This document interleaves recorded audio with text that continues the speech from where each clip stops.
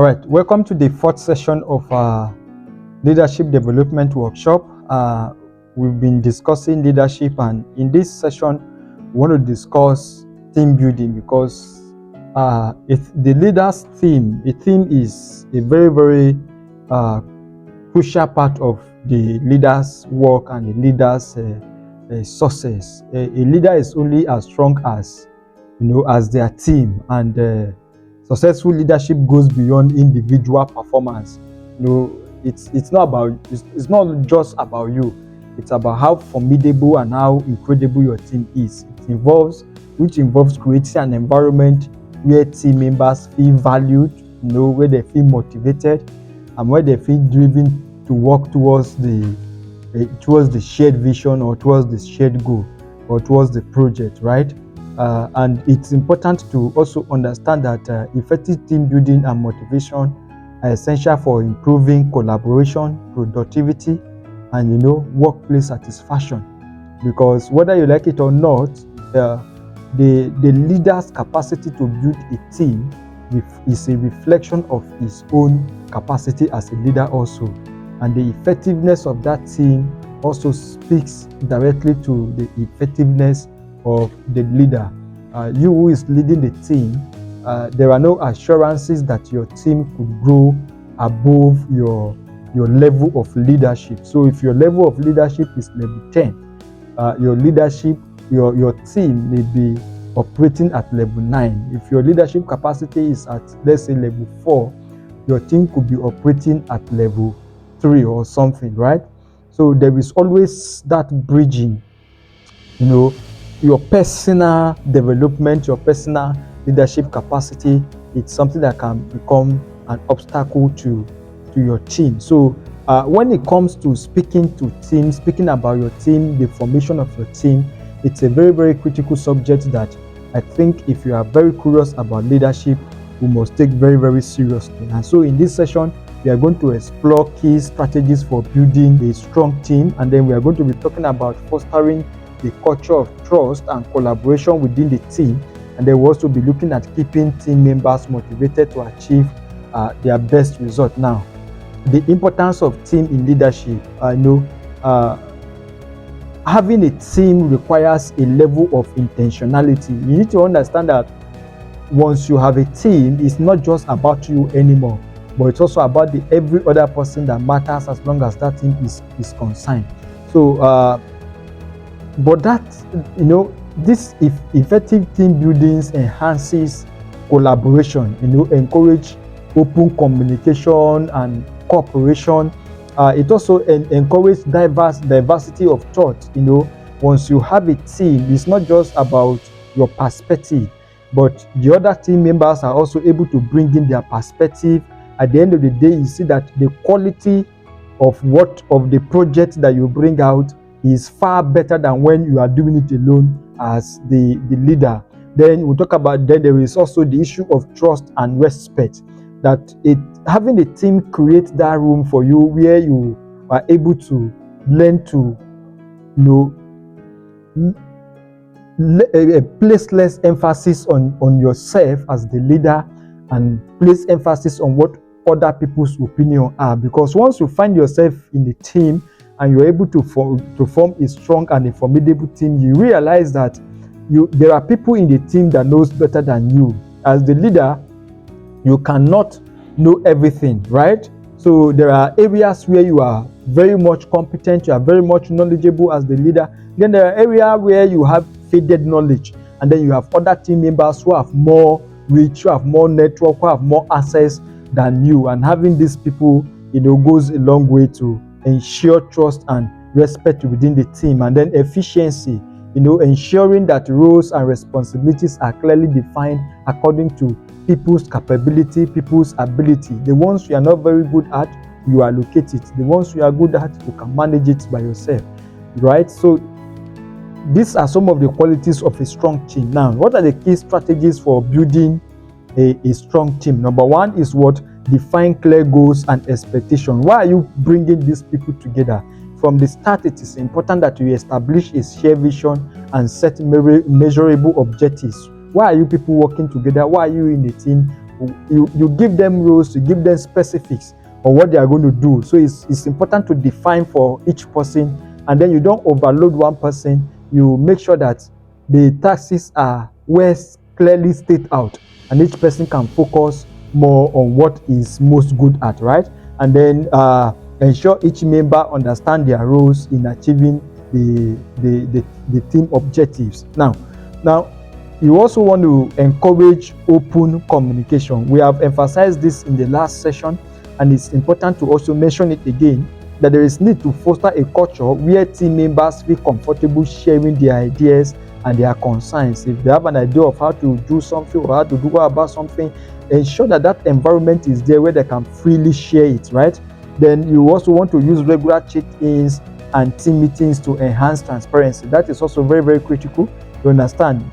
There should be regular meetings where you review what you are doing, and then promote collaboration and inclusion. There is need to ensure that there is collaboration, that there is a meeting point between everybody's tasks. What Mr. A and Mr. B is doing, make sure that there is a meeting point between them, to encourage teamwork through group projects and brainstorming sessions. Even those that are not directly linked to the task, they can sit down and have a conversation and discuss what every other person is doing. And then it also helps you to recognize and value diverse perspectives also within the team. Then strengthen relationship through team activities. It's also, once you have a team of people, it's good to have activities, it's good to meet, it's good to to go out on exercises, retreats, or informal gatherings. And also you can also encourage some social interactions, to build some camaraderie, to build some collaboration, to build that level of cordiality and that level of connection between team members. Because whether you like it or not, in everything there have to be that personal connection. People have to like each other, right? And then people have to get along. Now let's talk about motivation. Now motivation is the key to team success. Everybody have to be motivated about their tasks, and keeping team members engaged and motivated is essential for high performance. Now, motivated employees are more committed, productive, and willing to go extra mile to ensure the success of the team. Now, what are the effective ways to motivate your team? Number one is to recognize and appreciate effort. When they make effort, it is good to recognize it, and also appreciate them for it. Acknowledge individual and team achievements, and then also collaborate success through awards, shout-outs, and incentives. Very, very important. The next is empower team members, provide opportunities for professional growth and skill development. And then you also want to encourage autonomy and decision-making to foster a sense of ownership. Let every team member own their tasks. You shouldn't be the one telling them everything to do at every point in time. They should be able to own responsibility for every task that they are given. In that way, they feel empowered, they feel encouraged, and what they don't know, instead of asking you, they can go on their own personal research to research it out and all that. The next is it creates a positive work environment, right? When your team are motivated, it creates an environment where they are able to, work and explore their deepest potentials. Because sometimes we design the workplace in such a manner that the workplace is toxic. The workplace is not free. So it doesn't give people freedom of expression. It doesn't give people the freedom of expression we are talking here is not even about expression of ideas, but expression of creativity, right? So it is important to have a positive work environment. You understand? Ensure that the workplace culture the workplace culture promotes respect, fairness, and inclusivity. Also address conflict promptly and fairly to maintain harmony. When there is conflict, you want to make sure it is tackled almost immediately. Then offer meaningful challenges. It's important for you to give out challenges, assign tasks that align with individual strength and career aspirations. Don't give people tasks where they don't have aspiration, where they don't have strength. You understand? except if you want to motivate them to further develop themselves. Then encourage innovation and creative problem solving. This is also very, very critical. It is, I've mentioned this over and over again, that people need to be creative, people need to be innovative, people need to own their tasks, they need to own the process. Very, very critical. Then you have to lead by example. You yourself, you have to demonstrate the passion, you have to demonstrate the dedication, and you have to demonstrate that strong work ethic. Let them see it, let your team members see it, let them see your hard work in it too, and let it not be that they're the one working and then you are sleeping, right? Then it is important for you to also show enthusiasm for the team's goals and recognize their contribution. Now, effective leadership is about more than just guiding a team. It is about building a thriving, motivated, and a high-performing group of individuals. I've talked about the issue of thriving before in the last session, and I was saying that the work environment that enables people to thrive is that work environment that gives room for people to develop, for people to research themselves, for people to break limits, you understand, for people to go extra mile, right? And it's very, very critical that you are able to get your team to that point by fostering collaboration, trust, and motivation. You should create an environment where every team member feels empowered to contribute their best.